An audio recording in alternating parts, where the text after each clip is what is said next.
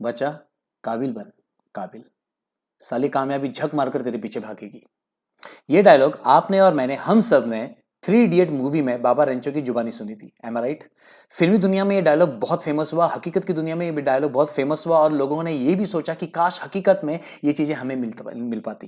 काश कामयाबी वाकई में इंसान के पीछे भागती, ना कि इंसान कामयाबी के पीछे भागता। अब सवाल उठता यह है कि क्या हकीकत की दुनिया में हम इस चीज को ले पाएंगे, इससे रूबरू हो पाएंगे? तो जवाब है हाँ। बात उठती है कैसे, कैसे आखिर में हम इसे हकीकत में संभव कर पाएंगे? तो जानते हैं, चलिए।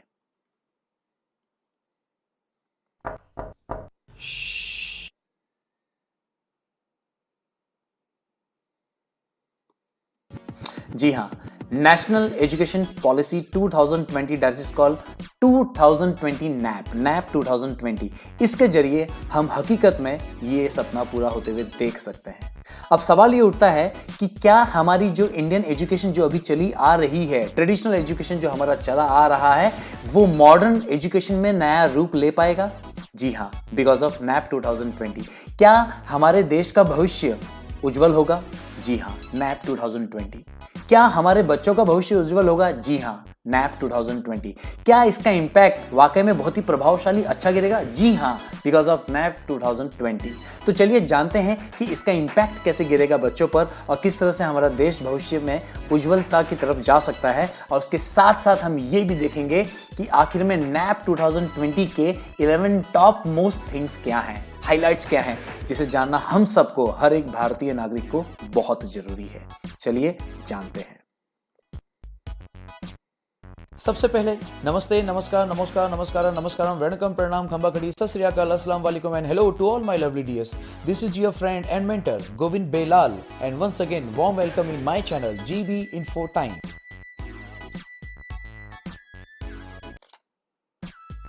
Good news, good news, good news. Sir, Akshay Kumar Kareena Kapoor नजर आ रही है। आने दो भाई, उसको साइड में रखो। फिल्मी दुनिया से अब हकीकत की दुनिया में आते हैं। हम हकीकत की दुनिया की बात कर रहे हैं, नैप 2020 की बात कर रहे हैं। देखिए, मैंने अभी थोड़ी देर पहले आपसे मैंने कहा था कि हमारा ट्रेडिशनल एजुकेशन अभी भी चल रहा है। आपको जानकर ये हैरानी होगी, नैप 2020 भले ही इस साल लॉन्च हुआ है और हमें ऐसा कुछ लग रहा होगा कि ये तो मिरेकल है, लेकिन सही बात तो ये है, हकीकत ये है कि पिछले 34 सालों से इसकी कोशिश की जा रही है। यस, पिछले 34 सालों से। और finally after 34 years a revolutionary change done in education field. तो चलिए जानते हैं वो नैप 2020 का revolutionary change, I mean education की दुनिया में वो रेवोल्यूशन क्या है। लेकिन वेट, थोड़ा हमें फ्लैशबैक में जाना पड़ेगा। थोड़ा फ्लैशबैक में जाकर तभी तो हम करंट सिनेरियो को समझेंगे और फ्यूचर को जानेंगे, तो उसका कुछ अलग ही मजा है। Let's start flashback. जैसा मैंने कहा था, नैप अभी का नहीं है। सबसे पहले नैप को लाने की कोशिश की थी इंदिरा गांधी जी ने 1968 में। उसके बाद नैप लेकर आने की कोशिश की राजीव गांधी जी ने 1986 में, और इसी नैप को मॉडिफाई किया था नरसिम्हा राव जी ने 1992 में। आप देख सकते हैं स्क्रीन पर।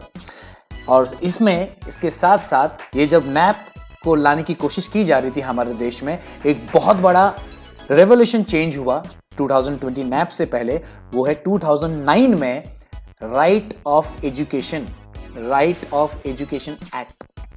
Yes, right to education act 2009 कहते हैं इसे, जो कॉन्स्टिट्यूशन ऑफ इंडिया में भी बहुत बड़ा चेंजेस लेकर आया। फाइनली कॉन्स्टिट्यूशन में एक आर्टिकल जोड़ा गया, दैट इज कॉल्ड आर्टिकल 21। ये आप यहां पे स्क्रीन में देख सकते हैं, जिसे बोला गया fundamental right of every citizen.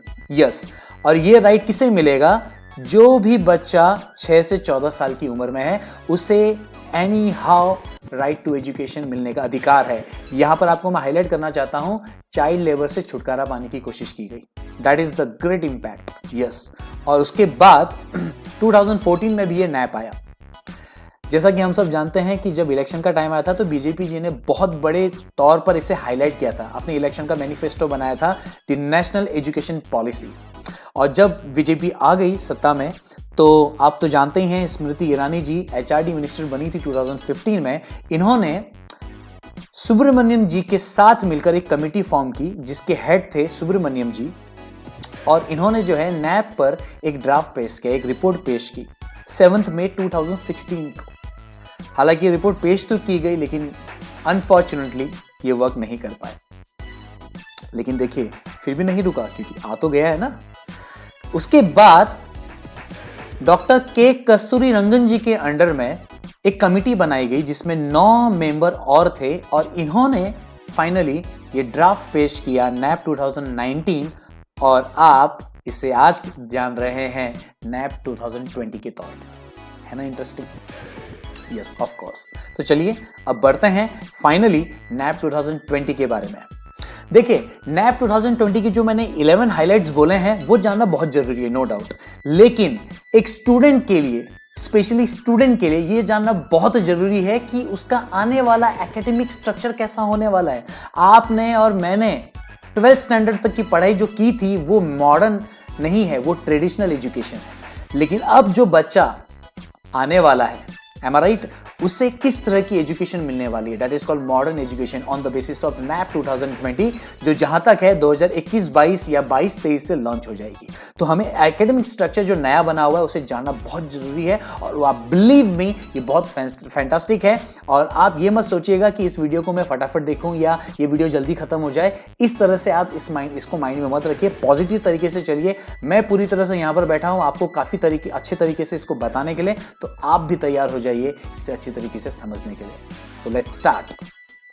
New academic structure जो हमारा है अभी का करंट सिनेरियो, हम इसे 2 हिस्सों में लेंगे। आगे जो भी हम बताने वाले हैं हम यहां पर करंट एंड फ्यूचर के हिसाब से बात करेंगे। Traditional that is called current scenario, and future scenario is based on NEP nap 2020। Is that clear?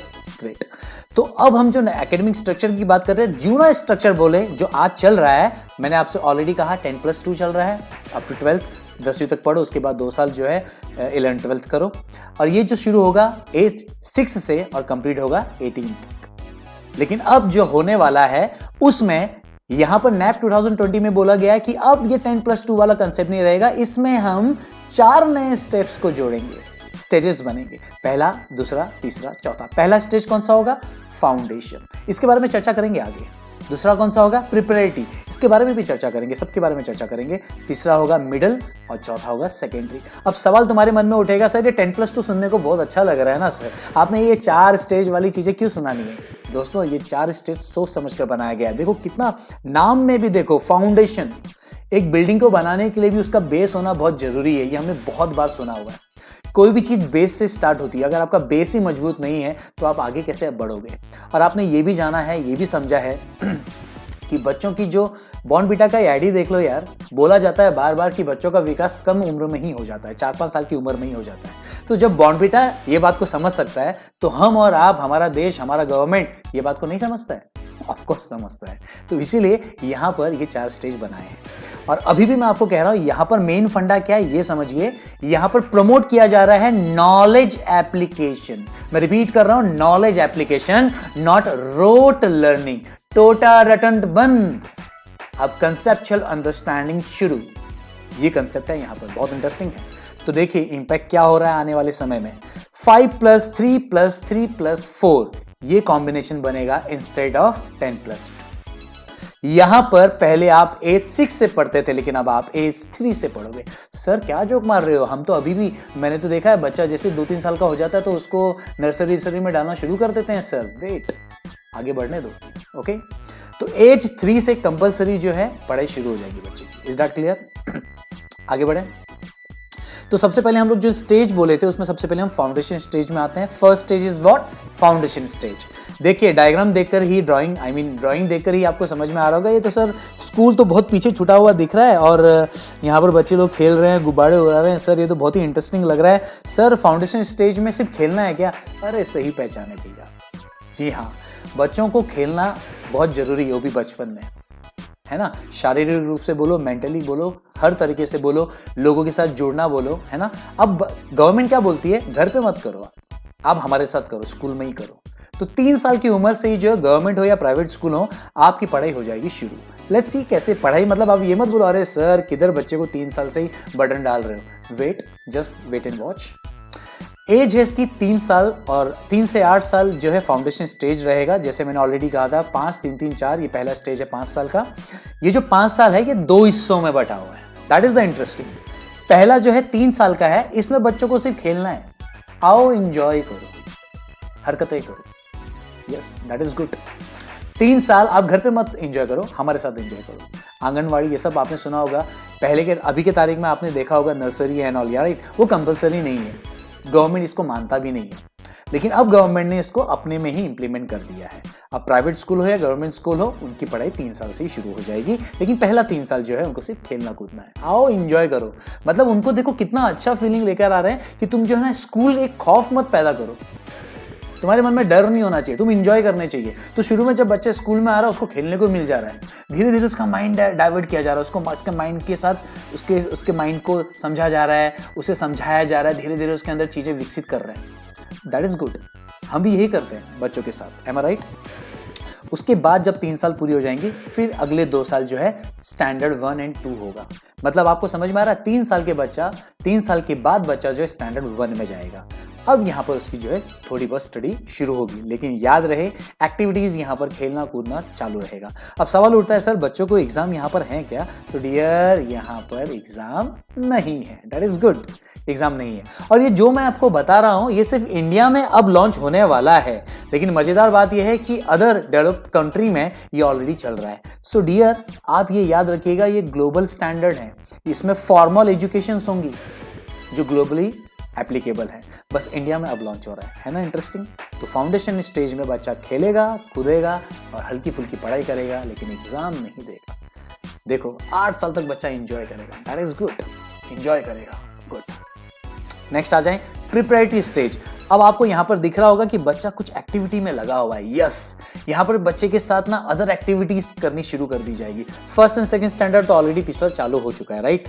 अब यहां पर आगे के स्टैंडर्ड्स चलेंगे, ऑफ कोर्स यहां पर पढ़ाई स्टार्ट होगी, लेकिन अदर एक्टिविटीज भी की जाएंगी, जैसे म्यूजिक कहो, एक्टिंग कहो, स्पोर्ट्स कहो, दुनिया भर की एक्टिविटीज। इसके ऊपर और अच्छी तरह से विस्तार में आना बाकी है, लेकिन याद रखिएगा अदर एक्टिविटीज के साथ वो भरमार में आने वाला है। तो ये बहुत अच्छा रहेगा। मतलब बच्चा अब ऐसा हो जाए कि बच्चा जो है सिर्फ कॉलेज के बैग्स नहीं लेकर आएगा, स्कूल के बैग्स नहीं लेकर घूमेगा। अब जो है किसी दिन ऐसा भी आएगा कि वो बिना बैग के भी जो है आएगा और एंजॉय करके जाएगा, लेकिन वो एक्टिविटी उसके साथ कनेक्टेड हो। तो देखते हैं प्रिपरेटरी स्टेज। यहाँ पर 8 से 11 साल का बच्चा इस स्टेज में रहेगा और ये 3 साल की कालावधि है। ड्यूरेशन कितना है? 3 साल का है। इस 3 साल में क्या होगा? तीसरे से चौथा पांचवा 3, 4 एंड 5th स्टैंडर्ड यहाँ पर पढ़ाई जाएंगी, और यहाँ पर स्टडी तो होगी लेकिन उसके साथ साथ एक्टिविटीज होंगी। यहाँ पर याद रखिएगा एक्टिविटी को ज्यादा फोकस किया गया है। तो चलिए देखते हैं यहाँ पर एग्जाम्स हैं या नहीं है। यस, यहाँ पर एग्जाम स्टार्ट होंगे। देखिए नाम भी वैसा ही दिया ना, प्रिपरेटरी स्टेज। तो यहाँ पर एग्जाम स्टार्ट होंगे। Is that clear? आगे बढ़े। ओके यहाँ पर एक छोटा सा क्रिटिसिज्म किया है, वो मुझे आपको बताना जरूरी है। देखिए कहीं कहीं आपने न्यूज़ पढ़े होंगे, रिपोर्ट्स पढ़ेंगे, तो उसमें क्रिटिसिज्म आया था कि इंग्लिश जो है इंटरनेशनल लैंग्वेज है, उसको कंपलसरी क्यों नहीं किया गया। क्यों? क्योंकि यहाँ पर अगर आप देखेंगे लैंग्वेज जो है मदर टंग है। इसका मतलब क्या है? इस तीसरी, चौथी और 5वीं कक्षा में बच्चे के साथ जो है ना मदर टंग का इस्तेमाल किया जाएगा। इससे पहले वाले एज में भी जो है मदर टंग का ही इस्तेमाल किया जाएगा, और अभी भी जो है मदर टंग का ही इस्तेमाल किया जाएगा। इसका मतलब यह है कि बच्चा जिस राज्य का है उस राज्य में वहां पर वो भाषा उसके लिए लागू होगी। तो यहाँ पर थोड़ा सा ड्रॉबैक है, उस ड्रॉबैक के लिए मैं थोड़ा आगे जाऊंगा, वहां पर बताऊंगा। फिलहाल अभी यहाँ पर ये बताया गया है कि इंग्लिश जो है एटलीस्ट इंटरनेशनल लैंग्वेज है, तो ये कंपलसरी होनी चाहिए। क्यों? क्योंकि ऑल ओवर वर्ल्ड में ये लैंग्वेज है, तो बच्चा कभी भी अगर एक स्टेट से दूसरे स्टेट में स्विच भी होता है तो उसे दूसरे स्टेट की लैंग्वेज सीखने की ज्यादा जरूरत नहीं होगी। ये बहुत इंपॉर्टेंट है। हालांकि मुझे जहां तक लगता है कि इसके ऊपर भी कुछ चर्चा होंगी, क्योंकि ये जो अपना एजुकेशन टॉपिक है ना डियर, आपको पता होना चाहिए कॉन्स्टिट्यूशन ऑफ इंडिया में एजुकेशन जो टॉपिक है ये कॉन्क्रीट लिस्ट में आता है। यहाँ पर पूरी तरह से स्टेट की मोनोपोली नहीं है, यहाँ पर पूरी तरह से सेंट्रल की मोनोपोली नहीं है। यहाँ पर सेंट्रल एज वेल स्टेट दोनों अपने तरीके से चलेंगे। सेंट्रल गवर्नमेंट अपने कुछ रूल्स लेकर आएगा जो स्टेट को इंप्लीमेंट करना पड़ेगा, लेकिन स्टेट के पास छूट है कि वो अपने तरीके से उसको मॉडिफाई करे। तो यहां पर आप समझिएगा कि स्टेट गवर्नमेंट चाहे तो अपने कुछ लैंग्वेज यहां पर ऐड कर सकती है, वो चाहे तो इंग्लिश भी ऐड कर सकती है, but English is not compulsory, it is optional. ये नैप 2020 बोलता है। Is that clear? तो फिलहाल हमको इतना ही समझना है कि अप टू 5 अभी भी मदर टंग ही है। आगे बढ़े। अब आते हैं 3rd स्टेज में, that is called middle stage. ठीक है कि नहीं है? फाउंडेशन हो चुका है, प्रिपरेटरी हो चुका है, अब मिडिल स्टेज। अब यहाँ पर आप डायग्राम देखकर समझ में आ रहा होगा कि आपको यहाँ पर जो है बच्चे जो है लैपटॉप लेकर बैठा हुआ है, छोटा सा बच्चा, चेहरे में देखो उसकी स्माइल। एक बच्ची, छोटी सी प्यारी सी बच्ची यहाँ पर जो है सिलाई का काम कर रही है। यहाँ पर एक छोटी सी प्यारी सी बच्ची जो है प्लांटिंग का काम कर रही है, पौधों को पाल रही है। यहाँ पर एक प्यारा सा बच्चा जो है कारपेंटिंग का काम कर रहा है। वाओ, दैट्स ग्रेट सर, ये क्या है? मतलब देखो डियर, अब यहाँ पर जो है ना एकेडमिक स्टडी नहीं होगी, अब यहाँ पर जो है स्किल बेस पर जो है स्टडीज होंगी, आपकी कैपेबिलिटीज के बेस पर स्टडीज होंगी। आपको क्या पढ़ना उसके ऊपर होंगी। चलिए देखें इसके बारे में आगे। यहाँ पर आपकी उम्र होगी 11 से 14 साल और एक ड्यूरेशन होगा 3 इयर्स का। पता है ना, 5 3 3, ये तीसरा है, ठीक है। मिडिल स्टेज विद 3 साल का होगा। यहाँ पर क्या क्या है, 6 to 8 स्टैंडर्ड की पढ़ाई यहाँ पर होगी। यहाँ पर बच्चा 6 स्टैंडर्ड से ही कोडिंग करना शुरू करेगा। That is good. आज तो टेक्नोलॉजी का जमाना है, घर घर में मोबाइल है। बच्चा पैदा होता नहीं कि मोबाइल में व्हाट्सएप तो नहीं है, ये वीडियो कॉल्स में तैयार हो जाता है। बच्चे को अच्छे से पता है कि मुझे कौन से एंगल में खड़ा रहना है। टेक्नोलॉजी का जमाना है भैया, तो बच्चे को ये सब चीज़ें पता होनी चाहिए, कंप्यूटर से जुड़ी हुई चीज़ें। तो बहुत अच्छी चीज़ें हैं कि यहाँ पर 6 स्टैंडर्ड से ही जो कंप्यूटर कोडिंग शुरू होगी। हालांकि चाइना में तो ऑलरेडी ये चीज़ें चालू है तो कहीं ना कहीं हम ये भी कह सकते हैं कि चाइना से ये चीज़ें ले गई। देखो जो भी है सब ग्लोबली है, बस हमारे यहाँ चालू नहीं हुआ था। ये बहुत अच्छी चीज़ है। आगे बढ़ते हैं। वोकेशनल सब्जेक्ट, ये जो आपको मैंने 4 डायग्राम यहाँ पर दिखाए, ये जस्ट एग्जाम्पल के लिए हैं। यहाँ पर ऐसा है कि आप अपने मन से एक बकेट बनाया गया रहेगा, उसमें से आप कोई भी अपना पसंदीदा जो है सब्जेक्ट चुन सकते हो, ठीक है कि नहीं है, अपनी कैपेबिलिटी, अपने इंटरेस्ट के बेस पर। और ये वोकेशनल सब्जेक्ट कौन से होंगे, ये मैंने आपको एग्जांपल में यहाँ दे दिया, कुछ भी हो सकते हैं, इसके बारे में आना बाकी है। मैथ सब्जेक्ट होगा, साइंस सब्जेक्ट होगा, ह्यूमैनिटी से रिलेटेड आर्ट्स, हिस्ट्री, ज्योग्राफी, ये सब सब्जेक्ट्स होंगे। और यहाँ पर इंडियन लैंग्वेज भी होगी, मतलब बहुत सारे इंडियन लैंग्वेजेस होंगे, आपको कोई भी लैंग्वेज का चुनाव करना है, ठीक है। उसके बाद इंग्लिश लैंग्वेज, जो मैंने ऑलरेडी पिछली बार बताया, लेकिन याद रखिएगा ये ऑप्शनल है। तो कहने का मतलब ये है कि जो मोड ऑफ मीडियम है पढ़ाने का, वो स्टेट डिसाइड करेगी, तो वो कंपलसरी इंग्लिश भी रख सकती है, डिपेंड करता है। अब इस पर मैं थोड़ा सा आपको बता देता हूँ पिछली वाली बात। अप टू 5th स्टैंडर्ड अगर आपने देखा होगा तो प्योरली मदर टंग है, उसमें इंग्लिश वर्ड आया ही नहीं, इंग्लिश लैंग्वेज आया ही नहीं। लेकिन 6 स्टैंडर्ड से इंग्लिश लैंग्वेज आया है, वो भी ऑप्शनल आया है। अब यहाँ पर जो मैंने आपको बताया कि क्रिटिसिज्म हुआ था कि इंटरनेशनल लैंग्वेज है इंग्लिश, एटलीस्ट वो होना चाहिए, वो ऐसा क्यों कहा था, उसको समझो आप। देखो साउथ की बात करते हैं। मान लो केरला में कोई फैमिली रहती है और केरला में वो 3rd 4th स्टैंडर्ड तक उसने पढ़ाई की, नैप 2020 के अकॉर्डिंग, आप समझ रहे हैं। अब वहां पर स्टेट लैंग्वेज है, वहां पर मदर टंग है, वहां पर तो साफ बोला गया मदर टंग को इस्तेमाल करना है। अब मदर टंग इस्तेमाल करना है तो इसका मतलब क्या होने वाला है इसका मतलब यह है कि वहां पर वो साउथ लैंग्वेज से पढ़ाई करेगा, और खुदा ना खास्ता अगर उसके पिताजी की शिफ्टिंग हो जाती है, आई मीन पोस्टिंग हो जाती है महाराष्ट्र में, और कंपलसरी सबको अगर उसे लेकर आना ही है मजबूरी में, तो उस बच्चे की पढ़ाई कैसी होगी? बहुत बड़ा सवाल है ये, क्योंकि मदर टंग तो उसकी साउथ लैंग्वेज है। अब महाराष्ट्र में आएगा तो महाराष्ट्र की लैंग्वेज उसको देखनी पड़ेगी, ये तो बहुत प्रॉब्लमेटिक हो जाएगा उसके लिए। 5th स्टैंडर्ड के बाद आई वो अलग कहानी, लेकिन फिर भी, लेकिन मैंने आपको इसके लिए पहले ही बोला हुआ है, कंफ्यूज नहीं होना है, कॉन्करेंट लिस्ट, ठीक है, ये आप याद रखना। ये हमारा स्टेट डिसाइड कर सकता है, इसके ऊपर आना बाकी है, बाद में डिसाइड करेंगे, लेकिन इतना याद रखना है 5th स्टैंडर्ड तक मदर टंग ही है, ऐसा बोला गया है। स्टेट जो है कुछ चेंजेस कर सकता है, वो हम देखेंगे आगे। 6th स्टैंडर्ड से इंग्लिश ऑप्शनल है, जबकि ओपिनियन दिया गया है कि इंटरनेशनल लैंग्वेज है तो कंपलसरी होनी चाहिए। चलिए आगे बढ़ते हैं। एग्जाम यहाँ पर डेफिनेटली वहाँ स्टार्ट हो चुका, तो यहाँ पर होगा। नेक्स्ट है final stage, that is called secondary stage. ये भी बहुत इंटरेस्टिंग स्टेज है, जो शुरू होगा आपके 14 साल से लेकर 18 साल तक, आई मीन 12th यहाँ पर कंप्लीट हो जाएगा, और ये 4 साल का ड्यूरेशन रहेगा। इसमें क्या होगा? 9वीं 10वीं 11वीं 12वीं कवर होगी। 9वीं 10वीं 11वीं 12वीं, याद रखना 10वीं के बाद कुछ चुनाव होते हैं, ये अभी का सिनेरियो, मैं नैप 2020 की बात कर रहा हूँ, उन्होंने उस 9वीं 10वीं 11वीं 12वीं को एक साथ रख लिया है, मतलब up to 12th state government होगा। आर यू गेटिंग और नॉट? बोर्ड स्टेट का होगा, क्लियर है बातें? तो यहां पर बोला गया है मल्टीपल सब्जेक्ट, इसका मतलब क्या है? बहुत इंटरेस्टिंग है। English, physics, mathematics, chemistry, history, literature, geography, देख रहे हो कॉम्बिनेशन? आपको जो पसंद है, इंग्लिश लेना है इंग्लिश लो, केमिस्ट्री लेना है केमिस्ट्री लो, ज्योग्राफी लेना है लो। सर ये क्या कॉम्बिनेशन, इंग्लिश, केमिस्ट्री, ज्योग्राफी, बाकी आपको नहीं लेना, मतलब आपको जिस चीज में इंटरेस्ट है आप वो लो। इससे होगा क्या, आपकी क्रिएटिविटी बढ़ेगी, आपका स्किल बढ़ेगा, आपकी क्रिटिकल थिंकिंग बढ़ेगी। क्यों? क्योंकि आपने वो डिसाइड किया। तो अगर आप अपने पसंद का सब्जेक्ट चूज करेंगे तो क्यों नहीं होगा। एक मराठी पिक्चर मुझे ऐसे ही याद आ रही है, आई थिंक मैं शायद रॉन्ग भी बोलूं, एजुकेशनच्या आईच्या डॉस डैश डैश ऐसा कुछ तो मूवी है। उसमें मालूम है बहुत बड़ा ये उठाया गया था सवाल कि अरे मेरे बच्चे को हिस्ट्री नहीं पढ़ने का, उसको नहीं पसंद है, क्यों पढ़ा रहे हो आप? अरे क्या जरूरत है उसके साल को याद रखना। देखिए बात को समझिए, हिस्ट्री अपनी जगह है, वो इंपॉर्टेंट है, लेकिन किसके लिए? जिसे हिस्ट्री में अपना करियर बना, जिसे हिस्ट्री पढ़ने में मजा आता है। तो चलो यहाँ पर थोड़ा बच्चे को छूट दो ना, बच्चे को उसके हिसाब से पढ़ने दो। ये ब्रॉड माइंड की बात चल रही है जो यहाँ पर लॉन्च की गई है, that is called multiple subject. और उसका आउटपुट क्या होगा? क्रिटिकल थिंकिंग बढ़ेगी। और मजेदार चीज ये है कि यहाँ पर 9th स्टैंडर्ड से उसको फॉरेन लैंग्वेज भी सीखने को मिलेगी। बकेट्स रहेंगे अलग अलग लैंग्वेज के, आपको कोई एक लैंग्वेज उठानी है, फ्रेंच, जर्मन वगैरह वगैरह, जो आपको पसंद है वो। इससे आप अदर लैंग्वेज भी सीख पाएंगे। इसमें इंग्लिश लैंग्वेज भी है, लेकिन जो मैंने कहा है ऑप्शनल है, इट्स नॉट कंपलसरी। और सबसे इंटरेस्टिंग बात, 9वीं 10वीं 11वीं 12वीं अब टोटली सेमेस्टर वाइज होगी। मतलब साल में सिर्फ 2 एग्जाम होंगे और दोनों एग्जाम को जोड़कर जो है आपको मार्क्स मिलेगा। 10वीं में याद है ना कैसा होता था? बोर्ड एग्जाम बोलकर लास्ट में एग्जाम होता था, सारा सिलेबस एक साथ आता था। सेम 12वीं में भी वही रिपीट। अब 10वीं 12वीं में ऐसा कुछ नहीं होने वाला है। 9वीं हो, 10वीं हो, 11वीं हो, 12वीं हो, बोर्ड अपनी जगह है, 10वीं 12वीं अपनी जगह बोर्ड है। अभी तक इसके ऊपर खुल के चर्चा नहीं आई है, लेकिन चारों साल सेमेस्टर वाइज होगा। Is that clear? That's good. Mode of medium अभी भी जो मैंने कहा है स्टेट डिसाइड कर सकता है। मोस्ट ऑफ जहां तक मुझे लग रहा है इंग्लिश को वो सेलेक्ट करेंगे। Let's see, just wait and watch. चलो आगे बढ़े।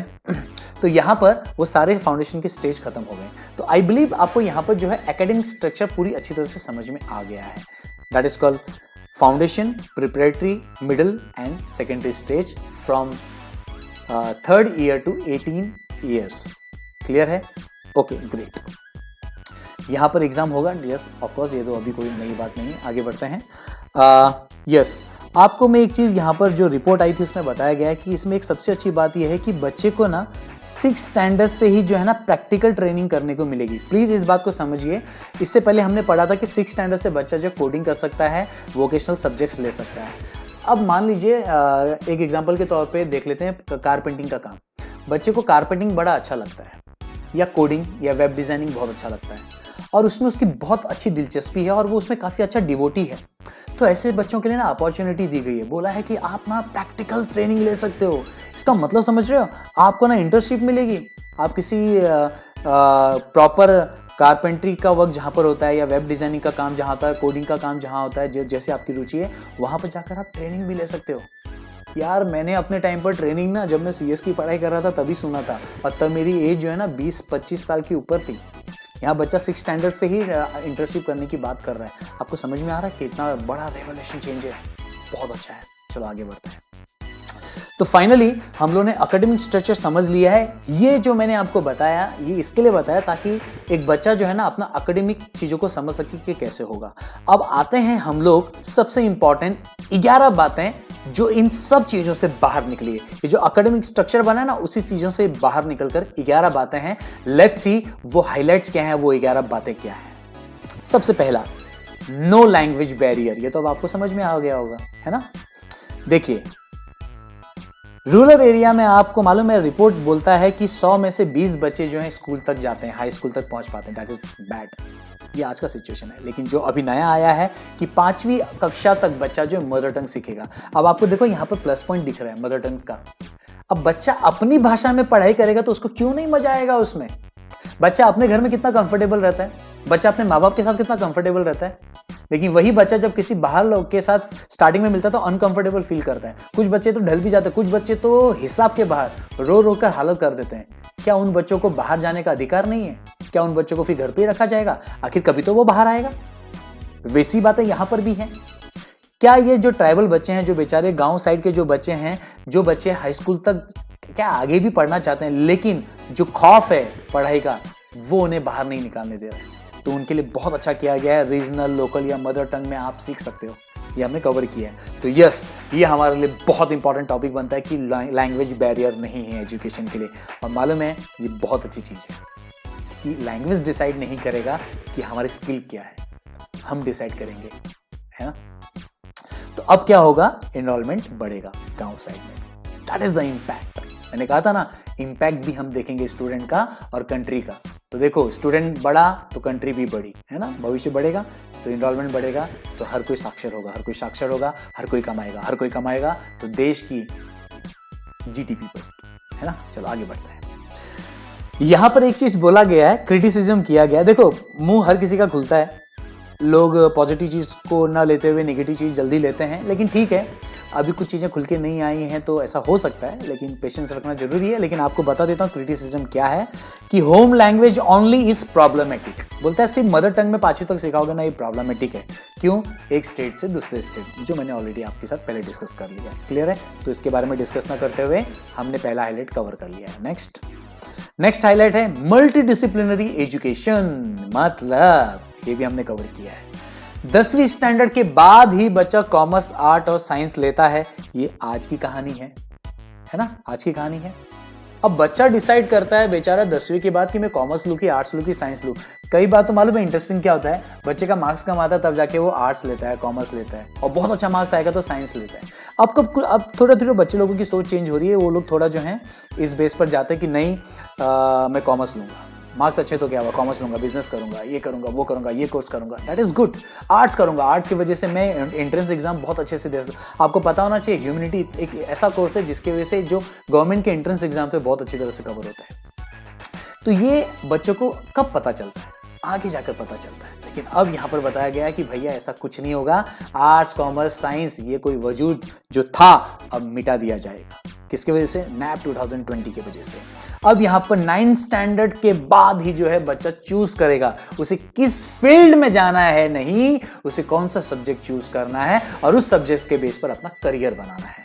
मतलब वो चाहे तो तीनों आर्ट्स, कॉमर्स, साइंस के जो सब्जेक्ट्स हैं उस पर कोई भी कॉम्बिनेशन लेकर पढ़ाई कर सकता है। उसके लिए प्रॉपर पूल बना दिया जाएगा और उस पूल से वो चीज़ों को उठाएगा। कॉमर्स का अकाउंट पढ़ना है, ले बेटा अकाउंट पढ़ ले। इकोनॉमिक्स पढ़ना, ले बेटा पढ़ ले। एसपी पढ़ना है, इकोनॉमिक्स पढ़ना है, ओसी पढ़ना है, क्या पढ़ना है, इनमें से जो पढ़ना है उठा ले। चल ये सब्जेक्ट भी उठा ले, ये सब्जेक्ट भी उठा ले, ऐसा कॉम्बिनेशन बनेगा। 9th स्टैंडर्ड से ये सारी चीज़ें बदलाव होने वाली, बहुत ब्रॉडर कंसेप्ट है।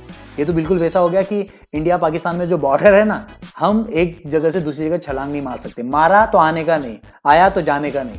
ये था आर्ट्स, कॉमर्स, साइंस का फंडा।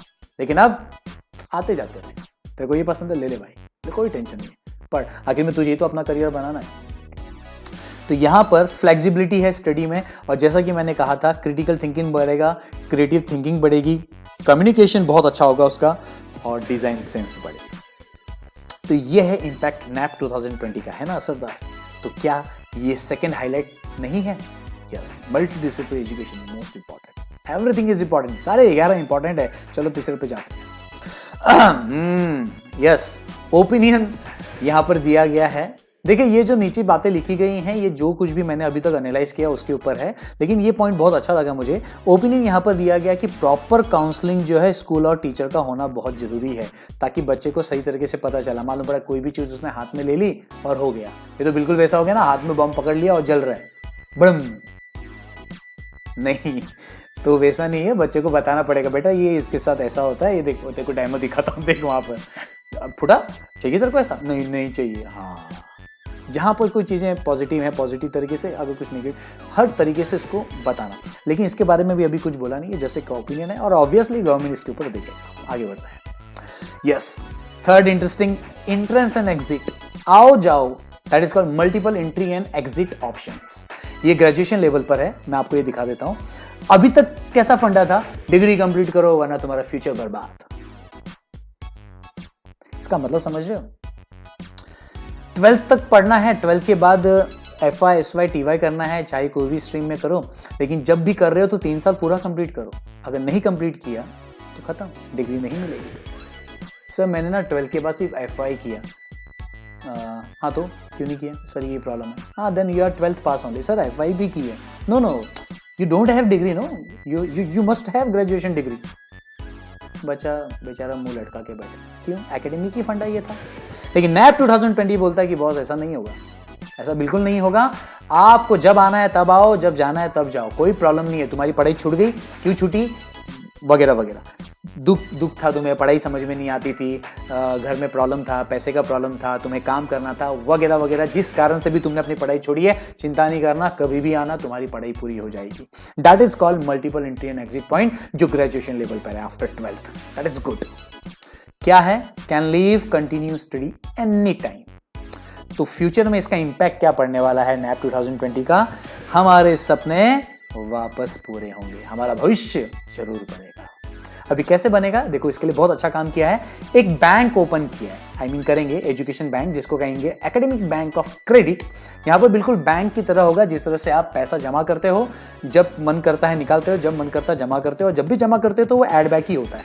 तो यहाँ पर भी ऐसे ही होगा, जब जब आप पढ़ाई करोगे तो हर साल उसका क्रेडिट पॉइंट मिलता चला जाएगा, और जैसे जैसे आपका एक एक साल पूरा होता चला जाएगा, हर साल के क्रेडिट पॉइंट जुड़ते चले जाएंगे। समझते हैं।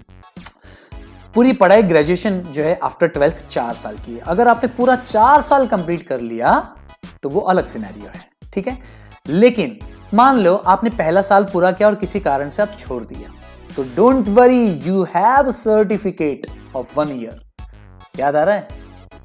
जॉब में पूछा गया, अरे ग्रेजुएशन डिग्री नहीं है? नहीं सर, मैंने सिर्फ एफआई किया। No, that means you have only completed 12th standard. No sir, I have completed certificate course. अगर उस बच्चे ने 2 साल पूरा किया 4 साल की जगह, तो भैया उसको डिप्लोमा का डिग्री मिलेगा। अगर उसने 3 साल पूरा किया तो उसे डिग्री मिलेगी। समझ में आ रहा है? डिग्री से 3 साल पूरा करने पर। लेकिन अगर उसने 1 साल और कर लिया, मतलब टोटल 4 साल पूरा किया, तो डिग्री के साथ साथ उसको रिसर्च का भी सर्टिफिकेट मिलेगा, research degree. That is good. अब यहां पर कुछ बातें और समझ लो। आपको ये याद रखना है, कभी भी छलांग नहीं मारना है। कम से कम आपको ये 3 साल पूरे करना है। You must have degree, you must have degree. कब? If you want any competitive और जॉब एग्जाम। अगर आपको कोई भी भविष्य में कॉम्पिटिटिव या जॉब एग्जाम्स देने हैं गवर्नमेंट के, तो यू शुड हैव डिग्री, मतलब 3 साल पूरा होना चाहिए ग्रेजुएशन लेवल पर। Is that clear? ये याद रखना। मैं उसकी बात कर रहा हूँ कि ग्रेजुएशन बेसिस पर कम से कम 3 साल होना चाहिए, तब जाकर आपको जो है जॉब का एग्जाम देने को मिलेगा। नहीं तो आप बोलोगे सर सर्टिफिकेट भी चलेगा क्या? बेटा एक काम का, घर पे बैठ जा। अरे इसमें ये थोड़ी ना बोला कि छलांग मारना है मतलब 1 महीना 2 महीना पढ़ाई कर ले। अरे भाई कुछ तो फॉलो करो। पूरी तरह से फ्लेक्सिबल कर देंगे तो ये भी तो प्रॉब्लमेटिक हो जाएगा। जरा ये भी देखो, उसको मैनेज करना कितना कॉम्प्लिकेटेड है। एटलीस्ट हमें ये इतनी अच्छी अपॉर्चुनिटी मिली, ये समझना है। दैट्स ग्रेट, और ये आपको समझ के लेना है। और बात आती है ग्रेजुएशन के बाद मास्टर डिग्री, पोस्ट ग्रेजुएशन। तो देखो इसकी 2 बातें हैं। यहां पर देखो, अगर आपने 4 साल का ग्रेजुएशन कंप्लीट किया ना, that means you have research degree. तो बॉस आपको जो पोस्ट ग्रेजुएशन है ना, सिर्फ 1 साल का करना है। क्यों? क्योंकि आपने 1 साल का रिसर्च ऑलरेडी ग्रेजुएशन में कर लिया है। But if you have completed 3 years degree only, and now if you want to go for post graduation directly, then you have to go for 2 year PG. Clear है? Degree के बाद सीधा master degree करना है तो 2 साल का। अगर आपको डिग्री के बाद 1 साल का करना है तो कम से कम आपको रिसर्च जो है करना पड़ेगा ग्रेजुएशन में। That's great, simple, that's great. चलो आगे बढ़ता है। अगला हाईलाइट है सिंगल रेगुलेटर। डिजाइन देख के समझ में आ रहा है? देखो सिंगल रेगुलेटर, सिलेंडर कितने भी हो, रेगुलेटर एक ही हो, ज्यादा बेटर है। अब पहले कैसा होता था ना, ये डिफरेंट बॉडीज होते थे, डिपार्टमेंट्स होते थे, इसका अप्रूवल्स लेना है, उसका अप्रूवल्स लेना है ना।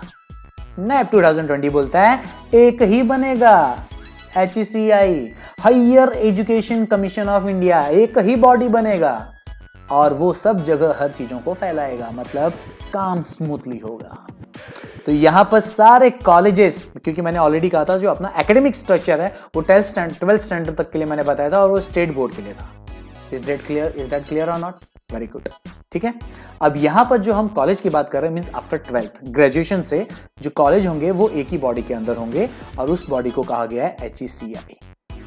ठीक है, ज्यादातर अभी UGC के अंदर चलते थे, AICTE के अंदर चलते थे, लेकिन अब HECI के अंदर चलेगा। हाँ, लीगल और मेडिकल को छोड़कर ये नहीं रहेगा इसके अंडर में, इसके अंडर में ये नहीं रहेगा, क्योंकि इनकी अपनी खुद की बॉडीज हैं। CA, CS, CMA करना है, मेडिकल फील्ड में जाना है, डॉक्टर बनना है, या इंजीनियरिंग फील्ड में जाना, तो उनके अपने फंडे हैं, इसीलिए उनको अभी इससे बाहर रखा गया है। उसके लिए अलग चीजें हैं। क्लियर है बातें? आगे बढ़ें। गुड। नेक्स्ट, वोकेशनल एजुकेशन, जो ऑलरेडी मैंने आपको बताया था, याद है? वोकेशनल सब्जेक्ट, देखो सब उधर से ही बाहर आ रहा है। तो पांचवा मेन इंपॉर्टेंट चीज यहां पर क्या है? वोकेशनल। अरे भैया आपको ये बनना है, बनो, ये बनना है, बनो, बनो बनो, क्या बनना है बनो, जो बनना है बनो। लेकिन पहले क्या था? ना ना ना ना ना, कुछ नहीं बनना है। क्यों? अरे भैया फोकस ही नहीं था ना स्किल में। लेकिन अब 6th स्टैंडर्ड से ही फोकस होगा, क्योंकि अब आपके सामने आ रहा है vocational subject. Whatever you want to do you can. आपको कोडिंग करना है, करो। पोट्री बनना है, पोट्री संभालना है, संभालो। गार्डनिंग संभालना, संभालो। कारपेंटिंग संभालना, संभालो। प्लम्बिंग संभालना है, संभालो। इलेक्ट्रिशियन का काम करना है, वेब डिजाइनिंग करना है, जो करना है करो करो करो करो करो करो, लेकिन करो। इससे फायदा ये होगा, आपका स्किल में फोकस होगा और कोर कंसेप्ट क्लियर होगा। रीजन बहुत तगड़ा है, लेकिन ये एग्जीक्यूशन करना पड़ेगा। देखो प्रॉपर एग्जीक्यूशन बहुत जरूरी है, यहाँ पर बोला गया है। टीचर स्कूल्स को जो है ना प्रॉपर एग्जीक्यूशन देना पड़ेगा, बहुत जरूरी है यहाँ पर, नहीं तो करियर बिगड़ भी सकता है। लेकिन इंटरेस्टिंग है, होगा, सब कुछ होगा। That's great. चलो नेक्स्ट बढ़े। 6, सजना है मुझे सजना के लिए। जोकिंग। देखिए, लड़का हो या लड़की हो, हर कोई कहीं भी जाने के लिए बहुत अच्छी तरीके से तैयारी करता है, मेकओवर करता है ना, ताकि मैं सुंदर लगूं, अट्रैक्टिव लगूं। ठीक है, अच्छी बात है, नो प्रॉब्लम, लगना भी चाहिए। लेकिन इसको रियल लाइफ में तो इम्प्लीमेंट करना चाहिए। चेहरा तो बनावटी है, आज है कल नहीं है ना, लेकिन पढ़ाई तो करियर बनाती है। उसका मेकओवर क्यों नहीं कर रहे हो? तो नैप 2020 मेकओवर लेकर आया है। रिपोर्ट कार्ड बदल दिया जाएगा। बदल दिया जाएगा मतलब सर वो 3 इडियट में बोला था मार्कशीट होनी नहीं चाहिए, कंपैरिजन नहीं होना चाहिए, है ना। तो चलो, कंपैरिजन था ना पहले, अब कंपैरिजन नहीं। 360 डिग्री रिपोर्ट बनेगा, हर एंगल से जो है रिपोर्ट कार्ड बनाया जाएगा, और यहाँ पर स्किल और कैपेबिलिटीज को ज्यादा फोकस किया जाएगा। मतलब यहां पर मार्क्स को इतना ज्यादा अहमियत नहीं दिया जाएगा जितना जो है स्किल और कैपेबिलिटीज को दिया जाएगा। इसको समझने की कोशिश करो। यहां पर जो है ना स्टूडेंट, टीचर और जो क्लासमेट्स हैं उनकी बॉन्डिंग तगड़ी रखने की भी बहुत अच्छी कोशिश की है। इसका एग्जांपल मैं आपको देता हूं। अभी मार्कशीट कैसे बनते हैं? आप एग्जाम देते हो, मार्क्स बन जाते हैं, है ना। मेरे टाइम पे तो ये होता था, हमको एग्जाम देना है, ओरल देना है, और उसके बेस पे मार्कशीट बन जाता था। अब थोड़ा बहुत चेंजेस आया हुआ है, जो अभी भी आया हुआ है। मैं नैप 2020 की बात नहीं कर रहा हूं, कि थोड़ा जो है टीचर जो है ना अपने रिमार्क्स देते हैं, लेकिन क्या है ना कहीं वन साइडेड है ये। अब यहां पर क्या किया गया है, टीचर के साथ स्टूडेंट की बॉन्डिंग तो हालांकि अभी भी उन लोग रखते ही हैं, क्योंकि उनको मालूम है मार्क्स नहीं तो अच्छे नहीं मिलेंगे, रिमार्क्स अच्छा नहीं मिलेगा। लेकिन अभी बहुत अच्छा काम किया है, थोड़ा ना एरिया को बढ़ा दिया गया है।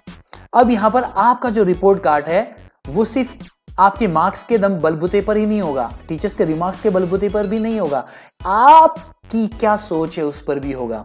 आप किस रूप में देखते हो अपने पूरे साल की एक्टिविटी को, आपको खुद वो सोचना है। याद आ रहा है क्रिटिकल थिंकिंग की बात चल रही थी, ये वही है। अब आप अपने मार्कशीट में एक अपना रिमार्क दोगे, उसके अपने रूल्स एंड रेगुलेशंस बनेंगे, मापदंड बनेंगे, नो इश्यू। लेकिन इतना तो आपको समझ में आ गया, इंटरेस्टिंग लग रहा है ना। आपको खुद एनालाइज करना है अपने ऊपर, मैं कौन हूं, मैं क्या हूं, मैं कैसा हूं। और इसके साथ साथ आपकी रिपोर्ट को सिर्फ आप ही नहीं, आपका टीचर ही नहीं, आपके क्लासमेट्स भी एनालाइज करेंगे, आपको एनालाइज करेंगे, और उसके अकॉर्डिंग जो है आपको मार्क देंगे।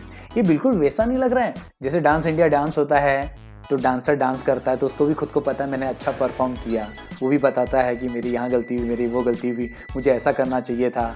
जज भी बताते हैं कि आपको ऐसा करना चाहिए था, और ऊपर से पब्लिक भी जो है वोट देकर बताती बेटा तूने क्या किया। कंसेप्ट समझ में आ रहा है ना? हाँ, ये वैसा ही कंसेप्ट है। जो नाच रहा है वो भी बताएगा, जो जज कर रहा है वो भी बताएगा, और बाहर जो दुनिया देख रही है वो भी बताएगा। मतलब स्टूडेंट टीचर मैथ्स, ये रिपोर्ट बनाएगी। साउंड इंटरेस्टिंग है यार। चलो, इसमें भी लेकिन बहुत कुछ ध्यान देना है, प्रॉपर एग्जीक्यूशन चाहिए। आगे बढ़े।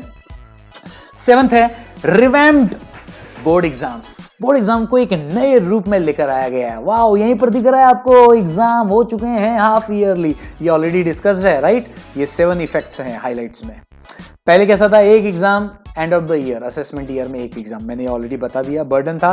लेकिन अब सेमेस्टर सिस्टम हो गया है, स्किल पर फोकस होगा, और एग्जाम भी डिफरेंट टाइप्स के होंगे। अभी तक आपको मालूम है टोटा रटंट रोट सिस्टम था, अब ऐसा नहीं है, अब तो कंसेप्चुअल अंडरस्टैंडिंग है। अब तो तुम्हारा सब्जेक्टिव, ऑब्जेक्टिव, डिस्क्रिप्टिव, ये सब पैटर्न्स पे जो है आपके जो है मार्क्स तैयार होंगे। आप समझ में, रट्टा नहीं मारना है बॉस। मशीन वाला डायलॉग याद आ रहा है 3 इडियट का, चतुर मशीन की डेफिनेशन, यहाँ मुझे कुछ तो बोलता है, भगवान जाने, खतरनाक बोलता है, ऐसे जो साउंड आया वही मेरे को लगा। लेकिन जब रेंचो को पूछा गया तो उसने एकदम सिंपल बोला, लेकिन उसके लिए उसकी खिल्ली उड़ाएगी, तो उसने यही बोला, सर मशीन यही तो काम करता है। आप समझ रहे हो बातों को, क्या मैं कहने की कोशिश कर रहा हूं कि अब टोटा रटन खत्म, अब टोटा रटन आपके सामने नहीं, क्योंकि अब पढ़ाई हो जाएगी बिल्कुल आसान, क्योंकि चतुर की नहीं अब चलेगी अब चलेगी रेंचो की जुबान। ठीक है, चलो तो यहां पर एग्जाम्स 2 होंगे, बर्डन लेस हो गया क्योंकि सेमेस्टर है, और बोथ एग्जाम जो हैं उसमें मार्क्स को ऐड किया जाएगा। क्लियर है बात है, चलो आगे बढ़ें। 8 डिजिटलाइजेशन इन टीचिंग। वाओ, मालूम है आपको, पिछले 3-4 सालों से मैं ऑनलाइन टेक्नोलॉजी से जुड़ा हुआ, ऑनलाइन एजुकेशन से जुड़ा हुआ हूँ। अब धीरे धीरे ये जो कोरोना का इफेक्ट आया ना, उससे लोगों को बहुत अच्छे से समझ में आया है कि एटलीस्ट ऑनलाइन के जरिए जो है हम पढ़ाई कर सकते हैं। नो डाउट ये साल बहुत डिफिकल्टीज आए, क्योंकि उसका कोई पैटर्न ही नहीं था ना। अगर कोई चीज का पैटर्न हो तो हर चीज आसान हो जाए। यही चीज को यहां पर किया गया है NAP 2020 में, डिजिटलाइजेशन ऑफ टीचिंग। ये बहुत इंपॉर्टेंट है डियर, क्यों मालूम है? क्योंकि अभी तक हमारा सिनेरियो क्या है, expert can't reach everywhere. Seriously ये बहुत बड़ा ड्रॉबैक है यार। रूरल एरिया में देखो आप, गांव साइड में देखो आप, मैं जब गांव जाता हूं तो मुझे 4-4, 5-5 पहाड़ों को छोड़कर एक 2-2 पहाड़ घर दिखते हैं, सॉरी एक 2-2 घर दिखते हैं। जरा सोचो वहां की जनसंख्या कितनी कम है, तो वहां पर एजुकेशन भी कितने कम पैमाने पर होगा, फंडिंग कितने कम पैमाने पर होगी, और टीचर्स क्या उस लेवल का आ पाएगा वहां पर? क्योंकि कोई भी काबिल टीचर ऐसी जगह पर नहीं पढ़ाना चाहेगा। प्लीज बुरा मत मानिएगा, सोशल वर्किंग अपनी जगह, लेकिन फैक्ट तो यही है। अब लेकिन इसके बदौलत मालूम है ये सब चीजें चेंज हो जाएंगी। क्यों? क्योंकि डिजिटलाइजेशन हो गया है। आज एक एक्सपर्ट यहीं पर बैठकर कहीं भी कर सकता है, कहीं भी पढ़ा सकता है। आज मैं यहां पर वीडियो बना रहा हूं, लेकिन ये वीडियो मैं आज अपने घर पर शूट कर रहा हूं, अपने स्टूडियो पर शूट कर रहा हूं, लेकिन ये वीडियो हर कोई तो देख पा रहा है। That is the power of digitalization. और मैंने ऑलरेडी आपको कहा है कि डिजिटल जमाना, आज तो बच्चा पैदा होते ही जो है उसको मोबाइल अट्रैक्ट करता है। उसे कुछ मत दो, मोबाइल दे दो, देखो कितना एंजॉय करता है। तो चलो इसको सही तरीके से ये लेकर आ जाए ना, तो बहुत अच्छा काम किया है कि यहां पर डिजिटलाइजेशन को बहुत ज्यादा हाईलाइट किया गया, और इसमें बहुत सारे ना, ये कोविड की वजह से बहुत सारे चेंजेस किए हैं, वो सब आने वाले बाद में हैं। फिलहाल हम इन चीजों को देख लें। अब यहां पर आपको कोर्सेस मिलेंगे इलेक्ट्रॉनिक वे में भी। रूरल एरिया में भी ई कोर्सेस अवेलेबल होगा, क्योंकि मोबाइल हर जगह अवेलेबल है। रीजनल लैंग्वेज में होगा, दैट इज गुड यार। आप समझ रहे हो कितनी बड़ी बात है। और जो डिफरेंट तरीके के लोग हैं, डिसेबल लोग हैं, उनके लिए भी अलग तरीके से ई कोर्स बनाया जाएगा, अलग तरीके का पैटर्न आएगा। अभी तक तो ये ऊपर ऊपर की बातें की गई है, देखो हाइलाइट्स को ही बात करने में कितना मजा आ रहा है मुझे। तो सोचो जब उसकी चीजें और अंदर अंदर बाहर निकलेंगी तो कितना मजा आएगा। तो चलो इसका फाइनली NAP 2020 का फ्यूचर इंपैक्ट देते हैं। क्या होगा? Expert will reach everywhere.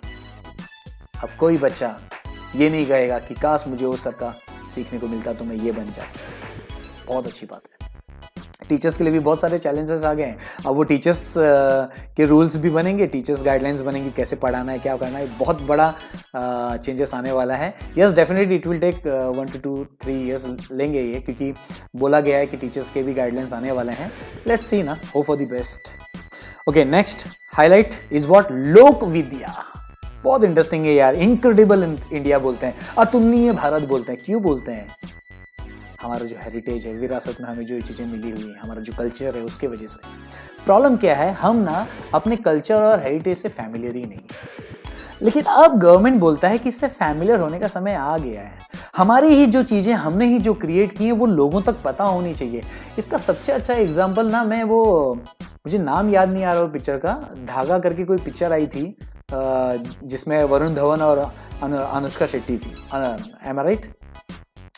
तो उसमें बहुत अच्छा ये बताया गया था। तो यहां पर देखो, हैंडलूम आपको बताया जाएगा, खादी बताया जाएगा, फार्मिंग बताया जाएगा। ठीक है, देखिए हीरो हीरोइन के नाम में बराबर नहीं ले पाऊंगा, तो उसमें मेरा मजाक मत बढ़ाना। वैसे मैं फिल्में बहुत देखता हूँ, लेकिन कभी कभी नाम गड़बड़ा जाते हैं। अनुष्का शर्मा, मैं भी माइंड में रिकलेक्ट कर रहा था कि क्या नाम है करके। यस, अनुष्का शर्मा और वरुण धवन की पिक्चर आई थी, धागे के ऊपर थी कोई पिक्चर, मुझे याद नहीं आ रहा। तो उसमें बहुत अच्छी तरीके से इसको दिखाया गया था। और अमेजॉन, फ्लिपकार्ट, ये सब जो आज ऑनलाइन प्लेटफॉर्म्स आए हैं, जिसकी वजह से आज हर रूरल एरिया में कोने कोने में जो बंदा बैठा हुआ है वो अपना प्रोडक्ट बेच सकता है। ये तो आप ऐड में भी देखते हैं। तो ये चीज़ें पब्लिकली पढ़ाई में ये सब चीज़ें बाहर आनी चाहिए, तो इसीलिए ये चीज़ों को यहाँ रखा गया है ना। इंटरेस्टिंग है यार, सिर्फ एकेडमिक कॉर्नर नहीं समझना, हमें इन हाईलाइट को भी समझना है जो एकेडमिक कॉर्नर से ही बाहर निकले हुए हैं, इसलिए यहाँ पर हमने इसको सेपरेटली समझा है। तो फ्यूचर क्या है, हम तो फैमिलियर बनेंगे ही बनेंगे कल्चर और हेरिटेज से रिलेटेड, लेकिन उसके साथ साथ हम अपने कल्चर को और अपनी हेरिटेज को बचा कर रख सकेंगे। Sustainable development. Next most important, sir fees क्या होगी? ये सुनकर तो ऐसा लग रहा है बहुत तगड़ी फीस लेने वाले हैं, ये कर सको वो कर सको, तो सब बर्डन भी इतना बढ़ने वाला है, फीस भी तगड़ी होने वाली है। Hope for the best. लेकिन एक बहुत अच्छा चीज इसमें बोला गया है, देखो आज की तारीख में टू हाई टू लो, कहीं पर एकदम कम फीस है, कहीं पर एकदम ज्यादा फीस है, उसका कोई पैटर्न ही नहीं है। किसी प्राइवेट स्कूल में चले जाओ, इस प्राइवेट स्कूल की ये फीस है, इस प्राइवेट स्कूल की ये फीस है, अरे गवर्नमेंट में तो फीस कम है, अरे इसमें यहाँ है, अरे ऐसा क्यों है, ऐसे वैसा क्यों, पढ़ाई तो हर जगह सेम है यार, ऐसा क्यों? एक गरीब बच्चा भी सोचता है कि यार मैंने क्या गलती की है, मेरा गरीब होना ही गलत है क्या? सवाल है ये। तो गवर्नमेंट ने बहुत अच्छा काम किया है, गवर्नमेंट ने यहां पर थोड़ा सी लगाम बांधी है। अभी भी कह रहा हूं बहुत कुछ आना बाकी है, तो प्लीज इसको पॉजिटिव वे में लेंगे। तो यहां पर बोला गया है कि जो भी इंस्टीट्यूट है वो मानी जाएगी नॉट फॉर प्रॉफिट। प्लीज ये बात को समझना, नॉट फॉर प्रॉफिट। और यहां पर जो भी आपके सालाना इनकम हो रहे हैं उसको प्रॉपर तरीके से हम लोग ऑडिट करेंगे रेगुलरली, और हम लोग सबसे इंपॉर्टेंट कैप लिमिट सेट करेंगे फीस की, ताकि आप लोग मनमानी फीस ना ले सको। बेस्ट एग्जांपल, आप कोई भी प्रोडक्ट खरीदते हो एमआरपी के ऊपर नहीं खरीदते हो, मैक्सिमम रिटेल प्राइस के ऊपर नहीं खरीदते हो, am I right? Max to max आप इतना दोगे, उससे कम में दे रहे हो तो बोलो, सेम वैसा फंडा यहां पर। That is good, very good. तो यहां पर इंपैक्ट क्या पड़ने वाला है नैप 2020 का? अब एजुकेशन में सिमिलर फीस होंगी, टर्म्स एंड कंडीशन अप्लाई। चलो आगे बढ़े। Yes of course proper education देना ही पड़ेगा, हर जगह है ये बातें। Okay, last but not the least, expansion of education. ये बिल्कुल वैसी बात है ना कि क्या हम फॉरेन जा सकते हैं?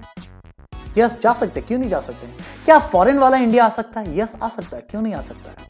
दैट्स ग्रेट, यही तो फंडा है यहां पर। अभी क्या था, एक्सपांशन था, लेकिन उसका कोई रोल नहीं था डेवलपमेंट में। लेकिन दोस्त अब बहुत तगड़े एक्सपांशन की प्लानिंग है, टाइम लगेगा इसको, हर अच्छी चीज के लिए समय लगता है दोस्त, हर मेहनत में समय लगता है, ठीक है, लेकिन उसका आउटपुट भी जबरदस्त होता है। तो बाय 2020 आने वाले 20 साल में बोला गया है मल्टी डिसिप्लिनरी इंस्टीट्यूट बनाया जाएगा, मतलब रिसर्च इंस्टीट्यूट बनाया जाएगा। इसका मतलब यह है कि वो लोग मल्टीपल कोर्सेस प्रोवाइड कर पाएंगे। अब ये इंस्टीट्यूट कौन बन पाएंगे? जब उनके स्टूडेंट 3000 से ज्यादा होंगे। कोई भी इंस्टीट्यूट जिसका 3000 से ज्यादा बच्चे हैं वो बन जाएगा research institute, multi disciplinary institute. वो अलग अलग प्रकार के कोर्सेस दे सकता है। बाय 2030 मींस अगले 10 साल का प्लानिंग क्या है कि हर डिस्ट्रिक्ट में कम से कम एक मल्टी डिसिप्लिनरी इंस्टीट्यूट होना चाहिए। ये बहुत अच्छा है यार, एक एक डिस्ट्रिक्ट में अगर एक एक मल्टी डिसिप्लिनरी इंस्टीट्यूट होंगे तो इसका मतलब समझ में आ रहा है कितना लोड कम होगा, बच्चों को कितनी अपॉर्चुनिटी मिलेगी कि अपने ही डिस्ट्रिक्ट में आप अपनी अच्छी पढ़ाई कर सकते हो। That's good. 2035 अगले 15 साल में बोला गया है कि अभी तक का जो ग्रॉस एनरोलमेंट है, 2018 में बताया गया था कि बच्चे 12वीं तक सिर्फ 26% रह जाते हैं, एनरोल करते हैं। हमारा प्लानिंग है कम से कम 50% तक लेकर आए।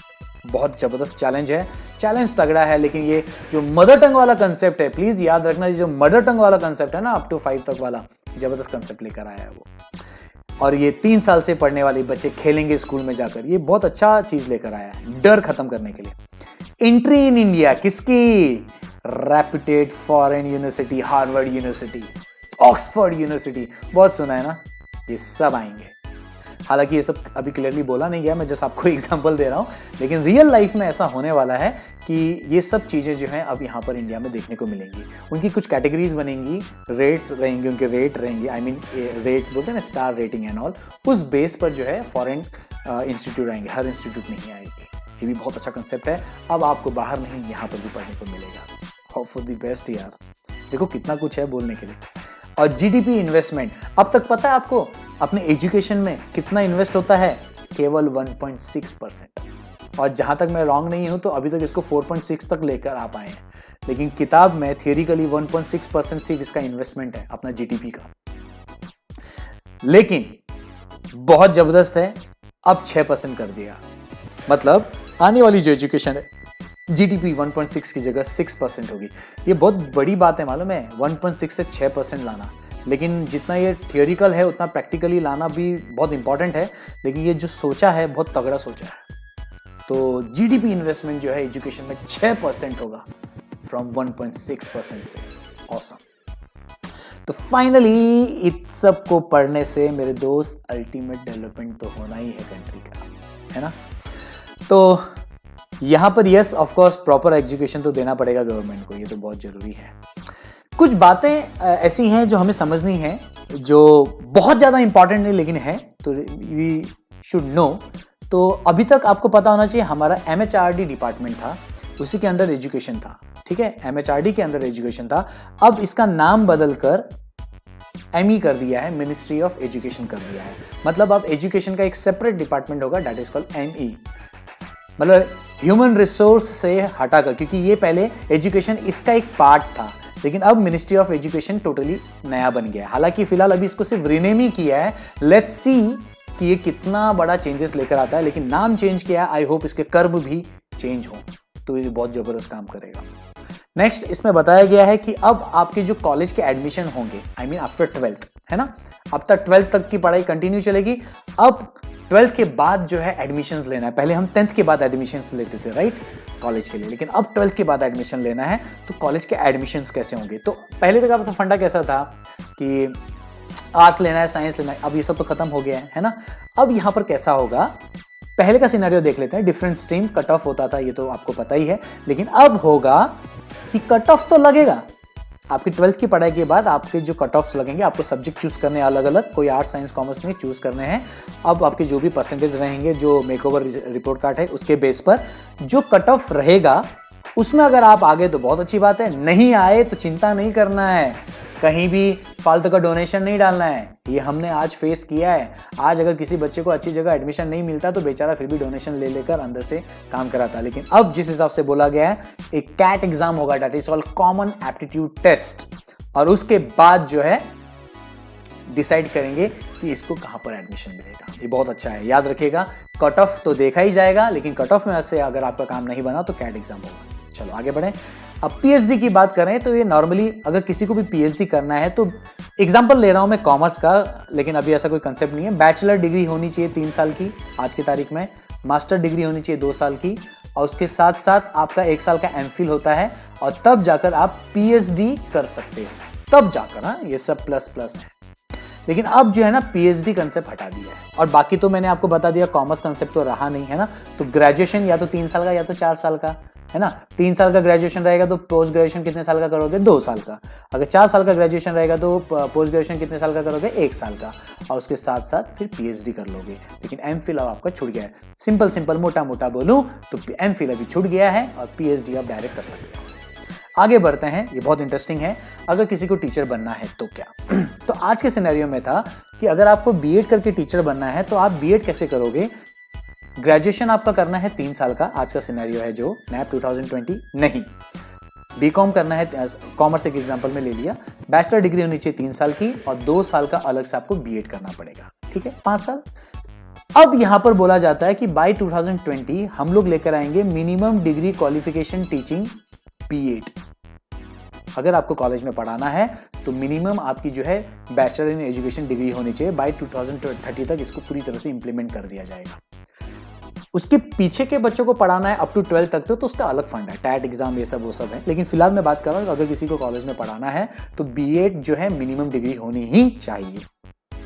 अब फ्यूचर में कैसे होगा, नैप 2020 कैसे लेकर आ रहा है? देखो, अगर आपने ग्रेजुएशन किया कर रहे हो आप 4 साल का, और उसके साथ साथ आपकी पहले से प्लानिंग है बीएड करने की, तो आप उसी के साथ साथ बीएड कर सकते हो, जिसको कहते हैं हम लोग इंटीग्रेटेड कोर्स। क्लियर है?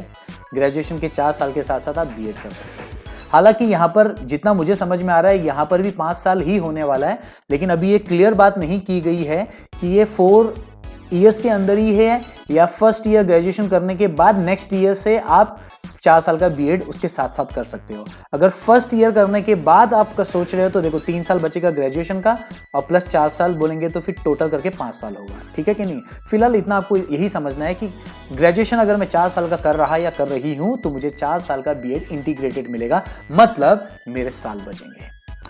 अब मान लो आपने बाद में सोचा कि यार मुझे बीएड करना था, लेकिन आपकी तो ग्रेजुएशन हो गई है। अब ग्रेजुएशन या तो 3 साल की होगी या तो 4 साल की होगी। 3 साल की होगी तो कौन सी डिग्री मिलेगी, सर्टिफिकेट मिलेगा, डिग्री का सर्टिफिकेट मिलेगा। 4 साल होगा तो मतलब आपने 1 साल रिसर्च को दिया है तो डिग्री विथ रिसर्च होगा, रिसर्च विथ डिग्री होगी, ये सर्टिफिकेट मिलेगा। तो यहाँ पर अगर आपका ग्रेजुएशन 3 साल के बाद आपने बीएड करने की सोची, आफ्टर 3 ईयर्स आपने बीएड करने की सोची, तो आपको सेपरेटली 2 साल, देखो यहाँ पर भी 5 साल ही हो गया। और अगर आपने 4 साल के बाद सोचा बीएड करने के लिए, क्योंकि इंटीग्रेटेड तो इनिशियल होगा ना, उसके बाद अगर आप सोच रहे हो, बाद की बातें सोच रहे हो, तो भैया फिर यहां पर 4 साल के बाद सिर्फ 1 साल का ही आपको बीएड करना पड़ेगा। तो देखो वापस 5 साल ही हो गए, ठीक है कि नहीं। इसमें सबसे अच्छी बात यह है कि ये इंटीग्रेटेड है, ठीक है। चलो आगे बढ़े। तो फाइनली इतना सब तामझाम सारा इंपैक्ट समझने की कोशिश हम कर रहे थे, जो 11 थिंग्स हम लोग ने निकाली, जो न्यू एकेडमिक स्ट्रक्चर हम लोग ने देखा, उससे हमने क्या समझा कि फाइनली नैप 2020 क्या इंपैक्ट लेकर आ रहा है। रिफॉर्म एजुकेशन है, स्किल्ड स्टूडेंट्स हैं, तो मेरे भाई कंट्री तो डेवलप होगी ही ना। तो अगर डेवलप होगी कंट्री तो हर चीज डेवलप होगा, क्योंकि स्टूडेंट डेवलप तो कंट्री डेवलप, और स्टूडेंट की एजुकेशन डेवलप तो कंट्री डेवलप, है ना। सब कनेक्टेड है, एकदम ट्रायंगल बन गया है ना। हर कोना जो है एक दूसरे से कनेक्टेड है। आर यू गेटिंग और नॉट। तो यस, यहां पर एक चीज याद रखना डियर, स्किल को बहुत ज्यादा हाईलाइट किया गया है। So we know very well education is our future. So thank you so much dear, आपने बहुत पेशेंस रखकर ये वीडियो देखा। आई बिलीव आपको काफ़ी कुछ बातें समझ में आई। मुझे जो आप लोग को एक्सप्रेस करना था वो मैं अच्छी तरह से एक्सप्रेस कर पाया हूँ, आई बिलीव। और एक चीज़ हमेशा याद रखना, एटीट्यूड मैटर्स बट पॉजिटिव। और डियर, हौसले बुलंद, कामयाबी तुरंत। तो गवर्नमेंट ने हौसला दिखाया, अब हमें हौसला दिखाना है, और दोनों मिलकर जो है कामयाबी लेकर रहेंगे। कहा था ना, काबिल बन काबिल, कामयाबी साला खुद छत मारकर पीछे भाग कर आएगी। तो लग रहा है आपको ऐसे होगा? यस, होगा। Thank you. Follow me on Facebook, Instagram, Twitter, YouTube, and don't forget to subscribe, like, comment, share. Thank you. Bye bye.